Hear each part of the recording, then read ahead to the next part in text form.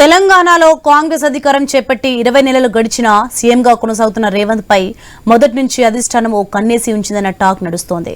కాంగ్రెస్ ప్రభుత్వం ఏదైనా కీలక నిర్ణయం తీసుకోవాలన్నా, ముఖ్యమైన కార్యక్రమం పట్టించాలన్నా సింగిల్ గా సీఎం రేవంత్ పై మొత్తం భారం వేయడం లేదు. రేవంత్ తో పాటు డిప్యూటీ సీఎం బట్టి, మంత్రి ఉత్తమ్లను పరిగణలోకి తీసుకుంటుంది. రేవంత్ కు సింగిల్ గా రాహుల్ అపాయింట్మెంట్ ఇచ్చిన సందర్భం లేదు. రేవంత్ తో పాటు బట్టి, ఉత్తమ్ ఉంటేనే రాహుల్ కలుస్తున్నారు.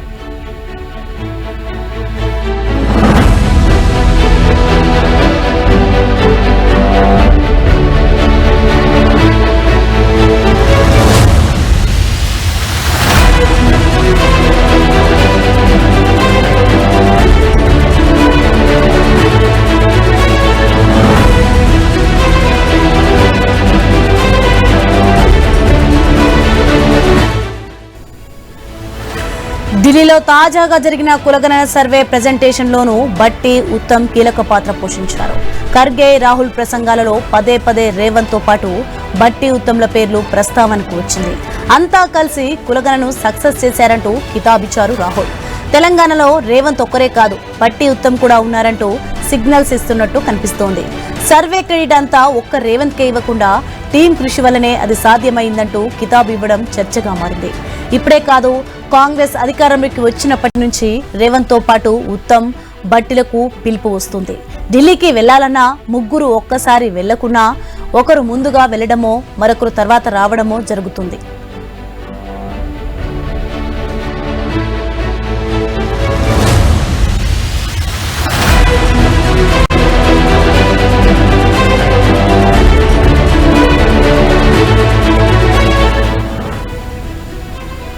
రెండు 2023లో సీఎం అభ్యర్థిని ప్రకటించే సమయంలోనూ బట్టి, ఉత్తమ్లను వెంట ఉంచుకున్నారు ఏఐసీసీ నేత కేసీ వేణుగోపాల్. గతంలోనూ సీఎంలుగా పనిచేసిన వారిపైనే విశ్వాసం పెట్టుకునేది హైకమాండ్. అదే రేవంత్ విషయంలో మాత్రం భిన్న వైఖరిని ఎంచుకుంది. సీఎం రేవంత్ తో పాటు బట్టి, ఉత్తమ్లకు సమప్రాధాన్యం ఇస్తోంది. ఎందుకిలా? రేవంత్ పై పూర్తి నమ్మకం లేదా?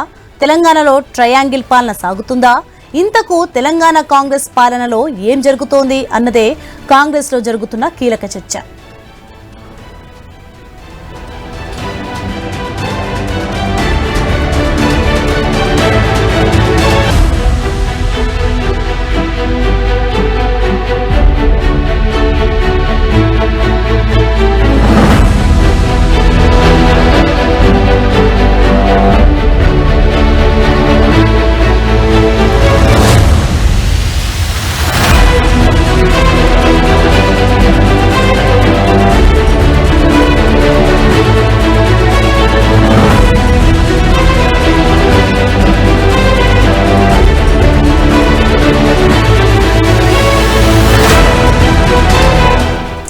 ఇదే అంశానికి సంబంధించి మరింత సమాచారం మా ఇన్పుట్ ఎడిటర్ శ్రీకాంత్ లైవ్ లో న్యూస్ రూమ్ నుంచి మరింత సమాచారం అందిస్తారు. శ్రీకాంత్, తెలంగాణలో కాంగ్రెస్ అధికారం చేపట్టి 20 నెలలు గడిచినా సీఎం గా కొనసాగుతున్న రేవంత్ పై మొదటి నుంచి అధిష్టానం ఓ కన్నేసి ఉంచింది. అసలు ఏం జరుగుతుంది ఏంటి? Soni, good afternoon. అంటే గతంలో చూసుకుంటే గనక అంటే ఏ ముఖ్యమంత్రి ఉన్నా కానీ తెలంగాణ అంటే ఉమ్మడి ఆంధ్రప్రదేశ్ సమయంలో కూడా అటు రోషయ్య ఉన్నా కానీ, కిరణ్ కుమార్ రెడ్డి ఉన్నా కానీ, అంతకుముందు వైఎస్ రాజశేఖర్ రెడ్డి ఉన్నా కానీ కాంగ్రెస్ పార్టీలో ముఖ్యమంత్రికి ఉన్నటువంటి ప్రయారిటీ, ముఖ్యమంత్రితో కూర్చొని మాట్లాడేటువంటి వెసులుబాటు కానీ ఆ ఇంపార్టెన్స్ కానీ ఉండేది. సో ఏదన్నా ముఖ్యమంత్రిని ఢిల్లీ పిలిపించుకుంటారు, ముఖ్యమంత్రితో మాట్లాడతారు. నేరుగా సోనియా గాంధీ మాట్లాడేది, ఆఫ్ కోర్స్ రాహుల్ గాంధీ మాట్లాడేది. సో వీళ్ళు అందరూ మాట్లాడుతూ ఉండేది ఏ పరిణామాలైనా. ఈవెన్ మంత్రివర్గ విస్తరణ విషయంలో కానీ, లేదంటే స్థానిక ఎన్నికలు జరిగే విషయంలో కానీ, అసెంబ్లీ టికెట్ల విషయంలో కానీ, లేదంటే బీఫామ్ల విషయంలో కానీ అప్పుడున్న పిసిసి అధ్యక్షులతోటి, ముఖ్యమంత్రితోటి చర్చలు జరిపినటువంటి సందర్భాలు. అయితే రేవంత్ రెడ్డి ఎప్పుడైతే పిసిసి వర్కింగ్ ప్రెసిడెంట్ గా ఎన్నికయ్యారో, ఆ తర్వాత పిసిసి అధ్యక్షుడిగా ఎంపిక చేయడం జరిగిందో, సో అప్పటి వరకు ఉన్నటువంటి పరిస్థితులు కాంగ్రెస్ పార్టీ తెలంగాణలో అధికారంలోకి వచ్చిన తర్వాత మారిపోయాయా? రాహుల్ గాంధీ నాకు మిత్రుడు కంటే కూడా నా ఆత్మ లాంటి వాడు అని రేవంత్ రెడ్డి రాహుల్ గాంధీ ముందు నిన్న సభాముఖంగా చెప్తున్నారు. కొంత ప్రైజ్ చేసేటువంటి ప్రయత్నం చేశారు రాహుల్ గాంధీని, అంతకుముందు ఇందిరాగాంధీని, రాజీవ్ గాంధీని, సో సోనియా గాంధీని అందరినీ ప్రైజ్ చేస్తూ రాహుల్ గాంధీ నా ఆత్మ లాంటి వ్యక్తి, భయ్యా నా ఆత్మ లాంటి వ్యక్తి అంటూ మాట్లాడినటువంటి పరిస్థితులు కలుగుతున్నాయి. బట్ రాహుల్ గాంధీ కానీ, మల్లికార్జున ఖర్గే కానీ రేవంత్ రెడ్డితో పాటు భట్టిని, ఉత్తమ్ కుమార్ రెడ్డిని ఇద్దరిని సంబోధిస్తూ మాట్లాడుతున్నారు. గతంలో కూడా రేవంత్ రెడ్డి ఢిల్లీలో ఉన్నటువంటి సమయంలోనే భట్టిని ఉత్తమ్ కుమార్ రెడ్డిని హుటాహుటిన పిలవడం జరిగింది. మంత్రివర్గ విస్తరణకు సంబంధించినటువంటి చర్చల విషయంలో వాళ్ళిద్దరిని పిలిచారు అన్నది ప్రధానంగా ఉన్నటువంటి అంశం. సో ఇప్పుడు ఇట్లాంటి పరిస్థితుల్లో రేవంత్ రెడ్డిని అంటే కాంగ్రెస్ పార్టీ అధిష్టానం పెద్దగా నమ్మడం లేదా, అంటే సొంత కాంగ్రెస్ పార్టీ నాయకుడిగా చూడడం లేదా, సో వలస వచ్చి పార్టీ మారినటువంటి వ్యక్తిగానే చూస్తున్నారా, పార్టీకి ఉత్తమ్ కుమార్ రెడ్డికి ఎక్కువ ప్రియారిటీ ఉందా? సో పార్టీ అధికారంలోకి వచ్చిన తర్వాత ఎందుకు రాహుల్ గాంధీ ఇప్పటి వరకు కనీసం వేళ్ల మీద లెక్క పెట్టుకునేటువంటి అన్నిసార్లు కలిశారు, మహా అయితే 2-3 సార్లు అనే చెప్పొచ్చు. అండ్ తెలంగాణకు వచ్చినటువంటి సమయంలో కలవడం వేరు. బట్ అట్లాంటి పరిస్థితుల్లో కూడా రాహుల్ గాంధీ రేవంత్ రెడ్డికి మధ్యలో ఏదో జరుగుతోంది. సో ఢిల్లీ పెత్తనే నడుస్తోంది. ఏదున్నా కానీ ఇక్కడ కాంగ్రెస్ నాయకత్వంతోనే అక్కడ అధిష్టానం మాట్లాడుతోంది. దట్టు భట్టి విక్రమార్క తోటి లేదంటే ఉత్తమ్ కుమార్ రెడ్డి తోటి మాట్లాడి వాళ్ళతోనే అన్ని సద్దుమణిగించేటువంటి ప్రయత్నం చేస్తోంది. ఈవెన్ స్థానిక సంస్థల ఎన్నికల మొన్న ఎమ్మెల్యే కోట ఎమ్మెల్సీల విషయంలో కూడా మీనాక్షి నటరాజన్ ఎంపీ తర్వాత మీనాక్షి నటరాజన్ ఎంపిక మేరకే, ఆమె సూచనల మేరకే ఎమ్మెల్సీల ఎంపిక నియామక ప్రక్రియ కూడా జరిగింది అన్నది ప్రధానంగా వినిపించింది. అఫ్ కోర్స్ అద్దంకి దయాకర్ లాంటి వ్యక్తి బయటకు వచ్చిన తర్వాత ఆయనే అన్నారు, సో మీనాక్షి నటరాజన్ గారి చొరవతోనే ఇదంతా జరిగిందని చెప్పేసి. సో ఏం జరుగుతుందో ఒకసారి మాట్లాడుతూ మా కరెస్పాండెంట్ స్వామి అందుబాటులో ఉన్నారు. స్వామి, సో ఢిల్లీకి వెళ్ళిన తర్వాత నిన్న చాలా కాలం తర్వాత ముఖ్యమంత్రి రేవంత్ రెడ్డి రాహుల్ గాంధీని కలవడం జరిగింది. సరే, కలిసినటువంటి విధానం కులగణనకు సంబంధించి అయినా కానీ ఇందులో ఎక్కడా ప్రత్యేకమైనటువంటి భేటీ మాత్రం లేదు. సో ఉత్తమ్ కుమార్ రెడ్డి భట్టితో పాటే రేవంత్ రెడ్డిని చూస్తున్న లైన్ కనిపిస్తోంది. సో ఎట్లా చూడొచ్చు, ఇంకా ఢిల్లీ పెత్తనమే తెలంగాణ పైన కొనసాగుతోందా, అసలు కాంగ్రెస్ లేదంటే వలస వచ్చినటువంటి నాయకుల మధ్య లాంటి ఏదైనా వ్యత్యాసం చూడొచ్చా ఈ పరిస్థితి తెలంగాణలో? అంటే శ్రీకాంత్ నిన్న సీఎం స్వయంగా తానే చెప్పుకున్నాడు, తాను కాంగ్రెస్ కానప్పటికీ కూడా తాను స్వామి మ్యూట్ లో ఉన్నట్టున్నారు.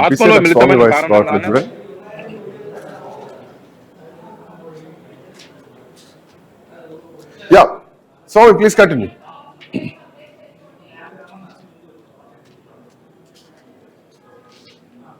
శ్రీకాంత్ నిన్న అంటే రేవంత్ రెడ్డి తాను స్వయంగానే చెప్పుకున్నాడు, తాను మొదటి నుంచి కూడా కాంగ్రెస్ కానప్పటికీ కూడా తనను రాహుల్ గాంధీ తనను ఓన్ చేసుకున్నారు. తాను రాహుల్ గాంధీ ఆత్మలో మిళితమైన కాబట్టే తాను కాంగ్రెస్ లో ముఖ్యమంత్రిని కాగలిగాను. రాహుల్ గాంధీ లక్ష్మణగిరి మాట నాకు లక్ష్మణ రేఖగా మారింది.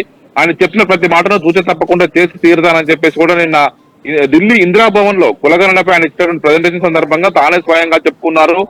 20 నెలలు గత కాంగ్రెస్ పార్టీ తెలంగాణలో అధికారంలోకి వచ్చి 20 నెలలు అవుతున్నప్పటికీ కూడా ఎక్కడ కూడా రాహుల్ గాంధీ కావచ్చు, కాంగ్రెస్ అధిష్టానం కావచ్చు, రేవంత్ రెడ్డికి పూర్తిగా ఫ్రీ హ్యాండ్ ఇచ్చినటువంటి పరిస్థితి కనబడట్లేదు. ప్రతి విషయంలో కూడా పార్టీ అధిష్టానమే అన్ని విషయాలు ఆలోచించి వాళ్ళు చెప్పిన మేరకే రాష్ట్రంలో పాలన సాగాలన్నట్టుగా కూడా నడుస్తుంది. ఒకవైపు దేశంలో హిమాచల్ ప్రదేశ్, కర్ణాటక, తెలంగాణ 3 రాష్ట్రాల్లో మాత్రమే ఇప్పుడు కాంగ్రెస్ పార్టీ అధికారంలో ఉన్నది. హిమాచల్ ప్రదేశ్ పెద్దగా వారికి ప్రభావం కాకున్నప్పుడు కూడా కర్ణాటక, తెలంగాణ 2 రాష్ట్రాలు మాత్రమే కాంగ్రెస్ పార్టీకి కీలకమైనటువంటి రాష్ట్రాలుగా ఉన్నాయి. దీంతో వారి రెండింటిపైన ప్రధానంగా ఫోకస్ చేసి చూస్తున్నారు. కర్ణాటకలో సిద్ధరామయ్య, డీకే శివకుమార్ ఇద్దరు కూడా కలిసి పనిచేస్తున్నారు. తెలంగాణలో వచ్చేసరికి ఒకవైపు గతంలో కాంగ్రెస్ పార్టీ కాకున్నప్పటికీ కూడా టీడీపీ నుంచి వచ్చినటువంటి ఒకవైపు రేవంత్ రెడ్డికి తెలంగాణలో పార్టీ అధ్యక్ష బాధ్యతలు అప్పచెప్పడం, ఆ తర్వాత పార్టీకి సంబంధించినటువంటి కీలక నేతల బాధ్యత సంబంధించిన విషయంలో ఎక్కడ కూడా ఆయనకు ఫ్రీ హ్యాండ్ ఇవ్వట్లేదు. ఫ్రీ హ్యాండ్ ఇవ్వకపోగా భట్టి విక్రమార్క అదేవిధంగా ఉత్తమ్ కుమార్ రెడ్డి ఇద్దరిని కూడా ఒకవైపు ఆయనకు ఎప్పుడు ఆయన విషయంలో ఒకవైపు వారి ప్రత్యామ్నాయ ఆలోచనగా పార్టీ అధిష్టానం చూస్తున్నట్టుగా మనకు స్పష్టంగా కనబడుతుంది. ముఖ్యమంత్రి ఎంపిక దగ్గర నుంచి కూడా ఒకవైపు మంత్రివర్గ కూర్పు దగ్గర నుంచి ప్రతి విషయంలో కూడా పార్టీ అధిష్టానం కేవలం వీళ్ళు ముగ్గురు ఉన్నప్పుడు ఉంటేనే మాత్రం నడుస్తుంది. ఢిల్లీకి ప్రైమ్ మినిస్టర్ ని నరేంద్ర మోడీ కలిసినప్పటికీ కూడా కేంద్ర మంత్రులు కలిసినా ఎవరిని కలిసినా ఒంటరిగా రేవంత్ రెడ్డిని వారిని కలవనివ్వడం లేదు. వారి పైన ఒక ప్రత్యేక స్పై లాగా ఇతర ఏం జరుగుతున్న విషయం తెలుసుకోవడం కోసము పార్టీ అధిష్టానము రేవంత్ రెడ్డి పైన ఒక 3వ నేత్రలాగా ఇతర వ్యక్తుల్ని వాడుతున్నట్టుగా మనకు స్పష్టంగా అర్థమవుతుంది. ఆయన మొదటి నుంచి పార్టీ వ్యక్తి అయి ఉంటే కనుక కొంత లాయల్ గా ఉండి నమ్మే అవకాశం ఉంటుంది. గతంలో మనం ఉమ్మడి రాష్ట్రాల్లో చూసాము, వైఎస్ రాజశేఖర రెడ్డి, రోషయ్య, కిరణ్ కుమార్ రెడ్డి లాంటి వ్యక్తులు ఉన్నప్పుడు నేరుగా పార్టీ అధిష్టాన నేతలతోటి పిసిసి ప్రెసిడెంట్ తో మాట్లాడి విషయాన్ని సాల్వ్ చేసుకునేవారు. కానీ తెలంగాణకు రాష్ట్రం ఏర్పడిన తర్వాత తొలిసారిగా వచ్చినటువంటి ఈ గవర్నమెంట్ లో పూర్తిగా ఆ రేవంత్ రెడ్డిని నమ్మకుండా పార్టీ అధిష్టానం బట్టి విక్రమార్కను కావచ్చు, మరోవైపు నిన్న మాట్లాడిన మాటల్లో స్వామి, నిన్న రేవంత్ రెడ్డి మాట్లాడిన మాటల్లో కొంత నమ్మకం కల్పించడానికి కొంత కాకాబట్టి నాటికి మాట్లాడినటువంటి మాటలుగా చూడాలా? ఎందుకంటే రేవంత్ రెడ్డి ఒక్కరే కాదు, నిన్న ఇక్కడ పార్టీకి సంబంధించినటువంటి అంతర్గత విషయాలు కూడా మాట్లాడుకునేటువంటి స్పేస్ మాత్రం నిన్న లేదు. ఎందుకంటే రేవంత్ రెడ్డితో పాటు కొండ సురేఖ ఉన్నారు, భట్టి విక్రమార్క ఉన్నారు, పిసిసి మహేష్ కుమార్ గారు ఉన్నారు, తో పాటు కంచె ఐలేతో పాటు కొంతమంది ప్రొఫెసర్స్ కూడా ఉన్నారు రాష్ట్రం నుంచి. సో వీళ్ళందరూ ఉన్నారు, కులగణన పైన మాట్లాడారు, ఒక అఫీషియల్ మీటింగ్ లాగానే ఉన్నారు. కానీ పార్టీకి సంబంధించి అంతర్గత విషయాలు ఎక్కడా మాట్లాడిన దాఖలాలు లేవు, మాట్లాడే సందర్భం కూడా ఎక్కడ కనిపించలేదు. సో ఏదున్నా కానీ కేసీ వేణుగోపాల్ వరకే ఎండ్ కార్డు పడుతుంది. సో ఈ తర్వాత ఏమైనా మార్పులు ఉండొచ్చా? రేవంత్ రెడ్డిని ఏమైనా ప్రత్యక్షంగా మాట్లాడేటువంటి అవకాశాలు ఉంటాయా? నిన్న ఎపిసోడ్ నిన్నటి వరకే చూడాల్సినటువంటి సందర్భం కనిపిస్తోంది అనుకోవచ్చా? శ్రీకాంత్, నిన్న ఉదయమే పార్టీ ప్రెసిడెంట్ ఏఐసిసి అధ్యక్షులు మల్లికార్జున ఖర్గే, రాహుల్ గాంధీతో పాటు ఇటు ఉత్తమ్ కుమార్ రెడ్డి, భట్టి విక్రమార్క, రేవంత్ రెడ్డి, కేసీ వేణుగోపాల్ అందరూ నిన్న ఉదయమే సమావేశమయ్యారు. వాళ్ళ విషయాలపైన వాళ్ళు చర్చించుకున్నట్టు తెలుస్తుంది. నిన్న ఉదయం సమావేశం తర్వాతనే వాళ్ళ మధ్యాహ్నం సాయంత్రం మళ్ళీ ఇందిరాభవన్ లో, ఢిల్లీ ఏఐసిసి కార్యాలయం ఇందిరాభవన్ జరిగినటువంటి పవర్ పాయింట్ ప్రెజెంటేషన్ అందరూ కలిసి వచ్చారు. ఈ క్రమంలోనే రేవంత్ రెడ్డి గత కొద్ది కాలంగా రాహుల్ గాంధీకి అపాయింట్మెంట్ ఇవ్వట్లేదు, ఆయన వైఖరి విషయంలో పార్టీ కొంత గుర్రుగా ఉంది, ఈయన బీజేపీకి కొంత అనుకూలంగా వ్యవహరిస్తున్నారు. మొదటి నుంచి కూడా తాను బీజేపీ నుంచి వచ్చాను, తన స్కూల్ అంతా బీజేపీ, తన కాలేజీ ఒకవైపు టీడీపీ, ఇప్పుడు తన ఉద్యోగం మాత్రం కాంగ్రెస్ లో చేస్తున్నారని చెప్పి పదే పదే చెప్తూ వస్తున్నారు. ఇలాంటి విషయాలే రేవంత్ రెడ్డికి సంబంధించినటువంటి నిబద్ధత పైన, ఆయనకు ఉన్నటువంటి క్రెడిబిలిటీ పైన కాంగ్రెస్ పార్టీకి కొంత అనుమానం ఉన్నట్టుగా కూడా మనకు ఒక స్పష్టంగా అర్థమవుతుంది. మొదటి నుంచి కాంగ్రెస్ వాదులు, కాంగ్రెస్ ఇతర నుంచి బయట నుంచి వచ్చిన ఇతర వ్యక్తులను కూడా రెండు వర్గాలుగా పార్టీలో ఉన్నాయి. ఎవరికి వారు రెండు కూటములుగా విడిపోయి పనిచేస్తున్న నేపథ్యంలో ఇప్పుడు రేవంత్ రెడ్డి తాను నిరూపించుకోవడం కోసం ప్రయత్నం చేస్తున్నారు. గత 20 నెలలుగా ప్రభుత్వ పాలనలో పార్టీ అధిష్టానం ఏది చెప్తే కూడా అది చెప్పినట్టుగా నడుస్తుంది. పార్టీ సంబంధించిన మొన్న మంత్రివర్గ కూర్పు విషయంలో కూడా పార్టీ అధిష్టానం ఢిల్లీకి వెళ్లి చెప్తే తప్ప రేవంత్ రెడ్డికి మన సొంతగా పనిచేసుకునేటువంటి అవకాశం కావచ్చు, వెసులుబాటు కూడా పార్టీ అధిష్టానం కల్పించట్లేదు. కానీ అతని వ్యవహార శైలిపైన ఎప్పుడూ కన్నేసి ఉంచారు. పరిస్థితి తిరగబడితే రేవంత్ రెడ్డి కొద్దిమంది ఎమ్మెల్యేలను తీసుకుని బీజేపీ వైపు పోతారని కూడా ఈ అంశాలు ఏమైనా అధిష్టానం దృష్టిలో ఉండొచ్చా స్వామి? ఎందుకంటే ఇంకో 10 ఏళ్లు నేనే ముఖ్యమంత్రి అని రేవంత్ రెడ్డి చేస్తున్నటువంటి కామెంట్ ఒకవైపు, అటు ఏదైనా అంటే మొన్న మనం చూసాము ఏది చంద్రబాబు నాయుడుతో పాటు నీళ్ల విషయంలో ఎపెక్స్ కమిటీ సమావేశం, of course unofficial apex committee అనుకున్నా కానీ అఫిషియల్ కేంద్ర ప్రభుత్వం, కేంద్ర మంత్రి నిర్వహించినటువంటి, పార్టీ నిర్వహించినటువంటి మీటింగ్ అయిన సమావేశం అయినా కానీ ఆ తర్వాత కేంద్రంతో ఎన్నికల టైంలోనే యుద్ధం ఉంటుంది, కేంద్రంతో సఖ్యతగానే ఉంటామని చెప్పేసి. బట్ కాంగ్రెస్ వేరు, బీజేపీ వేరు, ఇప్పుడు యుద్ధ వాతావరణం ఉంటుంది. సో రేవంత్ రెడ్డి బీజేపీ పైన కొంత పాజిటివ్ టాక్స్ చేయడం, కేంద్రంతో కొంత పాజిటివ్ టాక్స్ మాట్లాడడం, ఇటు నేనే ముఖ్యమంత్రిగా ఇంకో 10 ఏళ్లు ఉంటానని మాట్లాడడం ఎక్కడ పార్టీ లైన్ లో పెద్దగా కనిపించట్లేదు. ఇట్లాంటి అంశాలు ఏమైనా రాహుల్ గాంధీ గానీ మల్లికార్జున ఖర్గే గానీ చూస్తున్నారా? ఈ కంప్లైంట్స్ రాష్ట్ర నాయకత్వం నుంచి ఏమైనా పోతున్నాయనుకోవచ్చా ఢిల్లీకి? కాంగ్రెస్ పార్టీలో ప్రతి నిత్యం కూడా చాలా మంది నేతలంతా కూడా ప్రతి నిత్యం ఇక్కడ జరిగే ప్రతి వ్యవహారాన్ని పార్టీ పెద్దలకు ఉన్నటువంటి కోటరీకి నిత్యం ఫ్యాక్స్ చేస్తూ ఉంటారు, మెయిల్ చేస్తూ ఉంటారు. ప్రతి పేపర్ కట్టింగ్స్ తో సహా ప్రతి విషయాన్ని ఢిల్లీకి నిత్యం చేరవేయడం కోసం డజన్ల మంది నేతలంతా కూడా పనిచేస్తూ ఉంటారు. కాంగ్రెస్ పార్టీలో నిత్యకృత్యం, కాంగ్రెస్ పార్టీలో కొనుక్కోవాలనే ఒక ప్రచారం అయితే కొనసాగుతూ ఉంటుంది. అలాంటి నేతలకు సంబంధించిన విషయంలో వచ్చిన తర్వాత ఇలాంటి వ్యవహారాలు చాలా పెద్ద మొత్తంలో ఉంటాయి. కానీ మనం జరుగుతున్నటువంటి వ్యవహారంలో ఇక్కడ జరుగుతున్న ప్రతి చిన్న విషయాన్ని కూడా అధిష్టానం అబ్జర్వ్ చేస్తూ ఉంటుంది. ఒక చిన్న నామినేటెడ్ పదవి నుంచి కూడా కీలక పదవులన్నీ కూడా ఢిల్లీ నుంచి పూర్తిగా ఎన్వలప్ కవర్ లో వస్తేనే వారిని నియమించాల్సిన పరిస్థితి ఉంటుంది. కానీ ఇప్పుడు రేవంత్ రెడ్డి తన సొంతగా కొన్ని మాటలు చెప్తున్నప్పుడు కూడా పార్టీ అధిష్టానం లైన్ దాటి ఒక్క విషయం కూడా ముందుకు చేయలేని పరిస్థితి వాళ్ళు కూడా కల్పిస్తూ ఉంటారు. కాంగ్రెస్ పార్టీ అధిష్టానం వారికి మొత్తం దేశవ్యాప్తంగా కేంద్రంలో అధికారంలో ఉంటే, అనేక రాష్ట్రాల అధికారంలో ఉంటే కొంత ఫోకస్ తగ్గుతుంది. కానీ ఇప్పుడున్న పరిస్థితుల్లో 3 రాష్ట్రాలు చేతుల్లో ఉన్నాయి కాబట్టి అందులో కొంత ఆర్థికంగా బలంగా ఉన్నటువంటి కర్ణాటక రాష్ట్రాలు కీలకం కాబట్టి ఇక్కడ వాళ్ళ ఫోకస్ ఎక్కువగా ఉంటుంది. రేవంత్ రెడ్డికి ఏ విషయాన్ని కూడా ఫ్రీ హ్యాండ్ ఇవ్వకుండా వారు ప్రతినిత్యం ఆయన మీద ఒక నిఘా ఉంచి అబ్జర్వ్ చేస్తూ ఉంటారు. Srikanth, thank you Swami, thanks for joining. So Revanth Reddy పైన ఒక నిఘా నేత్రం నడుస్తోంది. సో తెలంగాణలో ఉన్నటువంటి నాయకత్వం ఎప్పటికప్పుడు ఢిల్లీకి ఇక్కడటువంటి సమాచారం చేరవేస్తున్నారు. దాంట్లో భాగంగానే ఈ మధ్య కాలంలో రేవంత్ రెడ్డి చేస్తున్నటువంటి కామెంట్ పదే ఇంకో 10 ఏళ్లు నేనే ముఖ్యమంత్రిగా ఉంటా అంటే కాంగ్రెస్ పార్టీలో ఉండి మాట్లాడుతున్నారా, కాంగ్రెస్ పార్టీ ఉన్నా లేకున్నా నేనే ముఖ్యమంత్రిగా ఉంటా అని మాట్లాడుతున్నారా? సో ఈ అంశాలన్నీ కూడా ఇప్పటికే కోమటిరెడ్డి రాజగోపాల్ రెడ్డి నల్లగొండ జిల్లా నుంచి చాలా సంచలన కామెంట్ చేశారు. కాంగ్రెస్ పార్టీ నిర్ణయిస్తుంది. అఫ్ కోర్స్ గతంలో వైఎస్ రాజశేఖర రెడ్డి పిసిసి అధ్యక్షుడిగా ఉన్నప్పుడు ఇక గెలుస్తుంది కాంగ్రెస్ పార్టీ అన్నటువంటి ఆ సూచనలు, సంకేతాలు వచ్చినటువంటి టైంలో కూడా కాంగ్రెస్ మీరు ముఖ్యమంత్రి అయితే మొదటి సంతకం దేనిపైన చేస్తారని ఆ రోజు అడిగినటువంటి ప్రశ్నకు నేను ముఖ్యమంత్రి అవుతానని మీరు అనకండి, కాంగ్రెస్ పార్టీ ముఖ్యమంత్రి అనండి, కాంగ్రెస్ పార్టీ అధిష్టానం ఎవరిని ముఖ్యమంత్రి చేస్తే వాళ్ళే ముఖ్యమంత్రి అవుతారు. ఒకవేళ కాంగ్రెస్ పార్టీలో ముఖ్యమంత్రి ఎవరైనా కానీ మొదటి సంతకం ఉచిత కరెంటు మీద చేస్తామని చెప్పేసి ఆ రోజు చెప్పారు. సో అసలైన కాంగ్రెస్ పార్టీ నాయకులు మాట్లాడే విధానానికి, సో కాంగ్రెస్ పార్టీలో చేరితే వేరే పార్టీల నుంచి వలసలు వచ్చి చేరితే మాట్లాడే విధానానికి వ్యత్యాసం ఉంటుందా? ఇది కాంగ్రెస్ పార్టీ నాయకులు డైజెషన్ చేసుకోలేకపోతున్నారా తెలంగాణ రాష్ట్రంలో? సో అందుకే రాహుల్ గాంధీకి రేవంత్ రెడ్డికి మధ్యలో కొంత విభేదాలు వచ్చాయా, కొంత గ్యాప్ ఏర్పడిందా? ఆ గ్యాప్ ని సర్దుపుచ్చుకునేందుకే ఈరోజు రాహుల్ గాంధీ ఆత్మ నేను, నా ఆత్మ రాహుల్ గాంధీ అని రేవంత్ రెడ్డి కొంచెం కన్విన్స్ చేసేటువంటి ప్రయత్నం చేస్తున్నారా? ఈ చర్చ బలంగా నడుస్తుంది. నల్గొండ నుంచి మా కరెస్పాండెంట్ కిరణ్ అందుబాటులో ఉన్నారు. Kiran, good afternoon. Kiran, so Kiran ఎట్లా చూడొచ్చు? ఏదున్నా కానీ నాట్ ఓన్లీ రేవంత్ రెడ్డితో పాటు ఉత్తమ్, భట్టి విక్రమార్క, లేదంటే కోమటిరెడ్డి వెంకటరెడ్డి ఆర్ ఎల్స్ రాజగోపాల్ రెడ్డి, ఎందుకంటే వీళ్ళు పార్టీని పట్టుకొని ఉన్నటువంటి వ్యక్తులు. సార్ రాజగోపాల్ రెడ్డి మధ్యలో అటు ఇటు పోయొచ్చినా కానీ అలకలోనే పోయొచ్చారు తప్ప వేరే పార్టీల నుంచి దీనిలోకి వచ్చినటువంటి నేపథ్యం అయితే కాదు. ఎట్లా చూడొచ్చు కిరణ్ రేవంత్ రెడ్డి ఈ గ్రాఫ్ ని?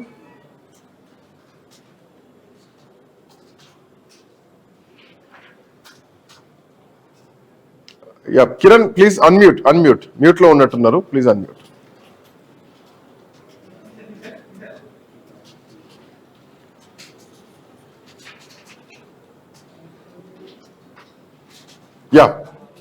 సో అంటే ఈ మధ్య కాలంలో చూస్తున్నా, గతంలో కూడా మంత్రివర్గ విస్తరణ సమయంలో కానీ లేదంటే ఇక్కడ ఏవైతే కొన్ని కమిటీలు నిర్ణయించారో ఆ కమిటీల విషయంలో కానీ లేదంటే జనరల్ సెక్రటరీల విషయంలో కానీ పార్టీ నిర్ణయించేటువంటి పదవుల్లో, పార్టీ పదవుల్లో కూడా కీలకంగా ఉన్నటువంటి జనరల్ సెక్రటరీ పదవులు కానీ అఫ్ కోర్స్ ఇంకా పిసిసి పదవులు ఇంకా భర్తీ చేయాల్సినటువంటి అవసరం ఉంది, అవి అట్లాగే ఉన్నాయి. సో ఇట్లా నేపథ్యంలో వర్కింగ్ ప్రెసిడెంట్లు ఎవరైతారు ఏంటి ఇంకా లిస్ట్ బయటకు రావాలి. బట్ మొన్నటి వరకు వేసినటువంటి కమిటీలు జనరల్ సెక్రటరీల విషయంలో కానీ నేరుగా రేవంత్ రెడ్డి నిర్ణయం తీసుకునేటువంటి పరిస్థితి కాంగ్రెస్ పార్టీలో లేదా? అది కూడా అధిష్టానం ఫైనల్ చేస్తేనే, అఫ్ కోర్స్ అధిష్టానం ఫైనల్ చేయొచ్చు, బట్ ఇచ్చిన కాపీని కాదండి అధిష్టానం కొత్త నిర్ణయాలు తీసుకొని అధిష్టానం సీల్డింగ్ కవర్ ఇస్తేనే ఆ సీల్డ్ కవర్ లోనే వచ్చేటువంటి పరిస్థితి ఉందా? సో ముఖ్యమంత్రికి సొంతగా ఒక సఫికేషన్ ఉందా పార్టీలో? సో దాన్ని ఓవర్కమ్ చేసుకోవడానికి ఈరోజు రేవంత్ రెడ్డి రాహుల్ గాంధీ ఆత్మ అని చెప్పి మాట్లాడేటువంటి ప్రయత్నం ఎంత కన్విన్స్ లో భాగమా అన్న చర్చ నడుస్తుంది. కిరణ్ అందుబాటులోకి వచ్చారు. కిరణ్ ఎట్లా చూడొచ్చు? రైట్, తెలంగాణ ముఖ్యమంత్రి రేవంత్ రెడ్డిని అధిష్టానం నమ్మడం లేదా అనే దానిపై రకరకాల విశ్లేషణలు చేయాల్సి వస్తుంది. తాజా పరిణామాలపై కూడా తెరపైకి తీసుకురావాల్సి వస్తున్నటువంటి పరిస్థితి అయితే ఉంది. ఎందుకంటే తాజాగా ఎప్పుడైతే తెలంగాణలో 10 ఏళ్ళు ముఖ్యమంత్రి నేనే ఉంటా అనే దానిపై కూడా హైకమాండ్ ఆత్మ పరిశీలనలో పడగా ఇక్కడ ఉన్నటువంటి సీనియర్లు ఆత్మ రక్షణలో పడ్డటువంటి పరిస్థితి అయితే ఉందని చెప్పొచ్చు. అప్పటి నుంచి కొంత రేవంత్ రెడ్డి విషయంలో ఆచితూచి వివరిస్తున్నారనే చర్చ అయితే కొనసాగుతున్నటువంటి పరిస్థితి అయితే ఉంది. మనం క్లియర్ గా చూసుకోవచ్చు, తాజాగా జరుగుతున్నటువంటి బనకచెర్ల ప్రాజెక్టు కావచ్చు, తాజాగా కృష్ణా జలాల వివాదానికి సంబంధించి ఇక్కడ ఉన్నటువంటి ఇరిగేషన్ శాఖ మంత్రి ఉత్తమ్ కుమార్ రెడ్డి దీనిపై చాలా సీరియస్ గా రియాక్ట్ అవుతున్నటువంటి పరిస్థితిని మనం చూస్తున్నాం. సరిగ్గా ఈ అంశాన్ని కూడా ప్రతిపక్ష బీఆర్ఎస్ పార్టీ సీరియస్ గా ఎత్తుకున్నటువంటి పరిస్థితి అయితే ఉంది. నీటి హక్కులు తమ కోల్పోతున్నాం, ఇక్కడ వాటాలకు అంటే ఏపీ ప్రభుత్వం వాటాలకు మించి నీటిని ఇక్కడికి తీసుకెళ్తుందంటూ కూడా బీఆర్ఎస్ పార్టీ తీవ్ర స్థాయిలో ధ్వజమెత్తా ఉన్నటువంటి పరిస్థితి అయితే ఉంది. కానీ ఈ విషయంలో ఎక్కడ కూడా రేవంత్ అంత సీరియస్ గా స్పందించని పరిస్థితి అయితే ఉంది. కానీ ఇరిగేషన్ శాఖ మంత్రి ఉత్తమ్ కుమార్ రెడ్డి కావచ్చు, డిప్యూటీ సీఎం భట్టి విక్రమార్క మాత్రం ఏపీ ప్రభుత్వం వైఖరిని అయితే తప్పుపడుతున్నారు, అభ్యంతరం కూడా వ్యక్తం చేస్తా ఉన్నటువంటి పరిస్థితి అయితే ఉంది. 2 రోజుల క్రితం కుడి కాల్వకు నీటి తరలింపు విషయంలో ఏపీ ప్రభుత్వం కేఆర్ఎంబీ అనుమతి లేకుండా నీటి తరలింపు చేసింది. కానీ ఈ విషయంపై కూడా తెలంగాణ ప్రభుత్వం కంటే తెలంగాణ మంత్రులు చాలా సీరియస్ గా రియాక్ట్ అయినటువంటి పరిస్థితి అయితే ఉంది. ఉత్తమ్ కుమార్ రెడ్డి కేఆర్ఎంబీకి కూడా ఫిర్యాదు కూడా చేసినటువంటి పరిస్థితి అయితే ఉంది. అంటే ఏపీ ప్రభుత్వం నిబంధనల విరుద్ధంగా నిబంధనలు అతిక్రమించి కుడికాల్వకు నీటి విడుదల చేసిందని కూడా ఇక్కడ మంత్రులు సీరియస్ గా రియాక్ట్ అవుతుంటే, కానీ ముఖ్యమంత్రి ఎక్కడ కూడా దీనిపై స్పందించని పరిస్థితి అయితే ఉందని చెప్పొచ్చు. ఎందుకంటే మొదటి నుంచి మనం చూసుకుంటూనే ఉన్నాం, అక్కడ కాంగ్రెస్ పార్టీకి మొదటి నుంచి కూడా టీడీపీ ప్రత్యర్థి పార్టీ. కానీ ఈ విషయానికి వచ్చే వరకల్లా రేవంత్ రెడ్డి చంద్రబాబుకు శిష్యుడిగా ఉన్నారని కూడా చాలా అందరికీ ఓపెన్ సీక్రెట్ ఇది. కానీ ఈ విషయంలో మాత్రం చంద్రబాబుపై ఎందుకు ఎదురుదాడి దిగడం లేదు, చంద్రబాబును ఎందుకు విమర్శించడం లేదు అనేటువంటి అంశాలు అయితే తెరపైకి వస్తున్నాయి. ఇదే విషయంలో మంత్రులు ఉత్తమ్ కుమార్ రెడ్డి కావచ్చు, డిప్యూటీ సీఎం భట్టి విక్రమార్క మాత్రం చంద్రబాబుపై ఫైర్ అవుతున్నారు, ఏపీ ప్రభుత్వ వైఖరిని తప్పుపడుతున్నారు. వారు చేసేటువంటి ఏదైతే నిబంధనలకు విరుద్ధంగా నిజానికి కాంగ్రెస్ పార్టీలో ఉన్నటువంటి మీరు చెప్పే భట్టి విక్రమార్క గాని, ఉత్తమ్ కుమార్ గాని, కోమటిరెడ్డి రాజగోపాల్ రెడ్డి గాని, వెంకటరెడ్డి గాని, వీళ్ళంతా కాంగ్రెస్ పార్టీ కంచుకోట లాంటి వ్యక్తులు, కరుడుగట్టిన కాంగ్రెస్ పార్టీ కార్యకర్తలు. అట్లాంటి నాయకులు కూడా ఎందుకు మౌనంగా ఉంటున్నారంటే రాష్ట్రంలో అధికారంలో ఉన్న ఏమాత్రం అటు ఇటైన ప్రభుత్వాలు కూలిపోయేటువంటి ప్రమాదాలు ఉంటాయి. ఇది శత్రువులకు ఆయుధం ఇచ్చినట్టుగా ఉంటుంది. సో అట్లని చెప్పేసి రేవంత్ రెడ్డి విషయంలో కొంత అణిగిమణిగి లేదంటే ఆచితూచి వ్యవహరిస్తున్నారు అనుకోవాలా? ఏదున్నా అన్ని ఢిల్లీకి చేరవేస్తున్నారా? ఎట్లా చూడొచ్చు? రైట్. ఏదైతే 2023 అసెంబ్లీ ఎన్నికల తర్వాత ముఖ్యమంత్రి అంశానికి అంటే ఎంపిక అంశానికి సంబంధించి రేవంత్ రెడ్డి, కోమటిరెడ్డి వెంకటరెడ్డి, ఇప్పుడు ప్రస్తుత డిప్యూటీ సీఎం గా ఉన్నటువంటి భట్టి విక్రమార్క, ఉత్తమ్ కుమార్ రెడ్డి, వీళ్ళ నలుగురిని ఒక ఏకాభిప్రాయం తీసుకున్న తర్వాతే ముఖ్యమంత్రిగా రేవంత్ రెడ్డిని ఎంపిక చేయడం జరిగింది. అయితే ఆ విషయంలో కూడా ఇటు ఉత్తమ్ కావచ్చు, కోమటిరెడ్డి వెంకటరెడ్డి, భట్టి విక్రమార్క, వీళ్ళు ముగ్గురు కూడా సీఎం రేసులోకి వచ్చినటువంటి పరిస్థితి ఉన్న నేపథ్యంలో వారిని బుజ్జగించడం జరిగింది.